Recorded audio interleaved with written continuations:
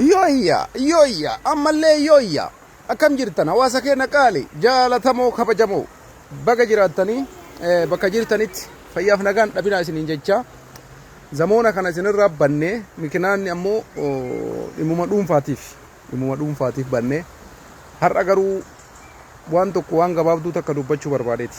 Ajandaa amma deemaa jiru dhimma artistii Teedii Afroo sirba inni Finfinnee jedhee Addis Ababa jedhee Shaggar jedhee nurratti sirbee wal qabatee baay'ee namatti dhagahama. Oromoo taatee yoo cal'istee taa'uu barbaaddellee sin teessisu jechuudha.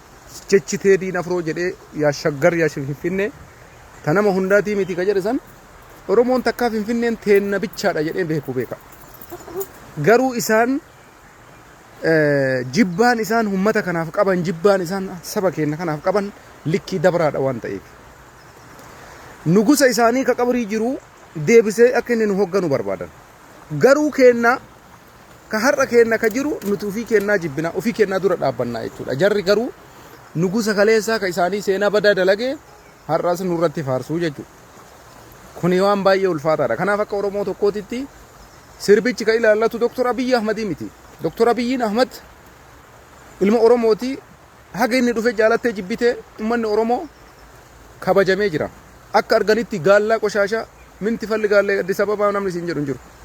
Maaf Finfinnee dhufte namni siin jedhu hin jiru. Mataa wal qabattee sodaa tokko malee deemtaa jechuudha. Kun yoo dhugaa ta'uu baate ati gowwaadha. Uf sobaa jirta har'as jechuudha. Gatii kanaafi Dr. Abiy Ahmed ilma Oromoo ta'ee waan isa beekaniif gaariin inni hojjetu, bareenni inni hojjetu, jabaan inni hojjetu, misooma biyyattiin inni akkana jijjiiraa jiru kun itti mul'achuu dide jechuudha. Abbaayyin gaddabee bakkaan ga'ee uummata Itoophiyaa milkeessee jechuudha. Kanaayyuu isaan quubsuu dide. Isaan maal barbaadan?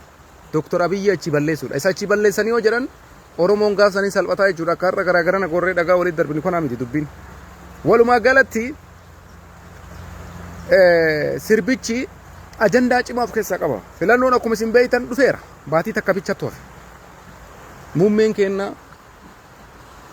Dr. Abiy Ahmed hanga gaafa Oromoo walii galee Dr. Abiy Ahmed irraa imaanaa qeerroon dhiigaan itti kennite isarraa fudhatutti hoggansi keenya Dr. Abiy Ahmed.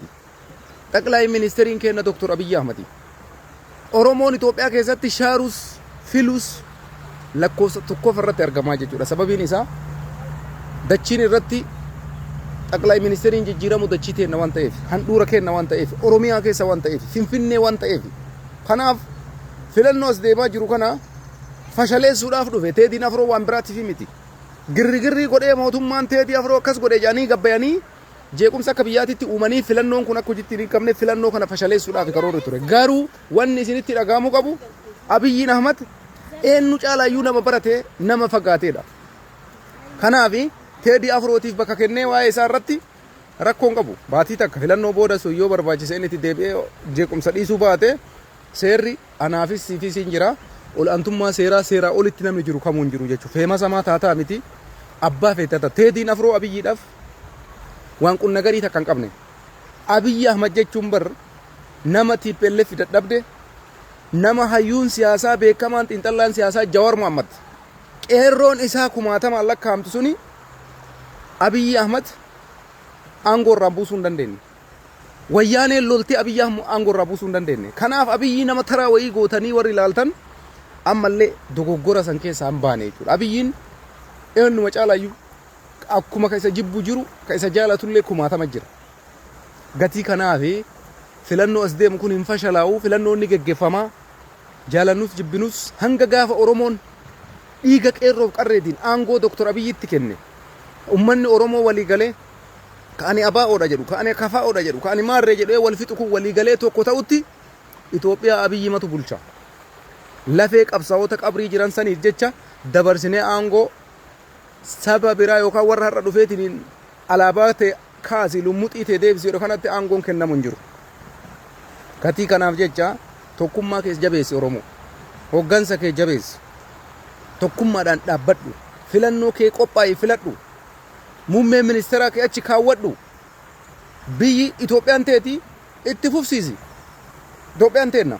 har'a Itoophiyaan teenna jarris gaafa Itoophiyaa harkaa qaban akkasuma jechaa jiran har'a ammoo Itoophiyaan diigamte jiran Itoophiyaan diigamte takka illee hin jiru jireenya ammoo qaala yoo ta'e addunyaa guutuutti qaala'e Itoophiyaa qofa akka hin taane hubachuu qabdanii walumaa galatti Dr. Abiy Ahmad cinqame maal jedhee warra jettan Dr. Abiy Ahmad Jawaarii qeerroo kumaatama qabuyyuu hin cinqine wayyaaniin haga funyaanii hidhatteeyyuu hin cinqine tara albaamii teedii afrooti wanni Abiy Ahmad cinqu hin jiru maaliif jennaan warra albeemaan sirbuu mitii san caala masaaraa qabatee warri isaan taaggalee achi isa kaasuu hin dandeenye kanaafuu filannoon fashalaa hin jiru xaqlaa ministeeriin kenna Dr. Abiy Ahmad ni filanna ni hinjifata waggaa 13 qac godhee ni bulcha qaxxaayis yoo inni bareechisee biyya isaatiif hojjete ni filanna waa wayyaaneen hoggante san ima hoggana osoma akkanumatti abbaan aare aaru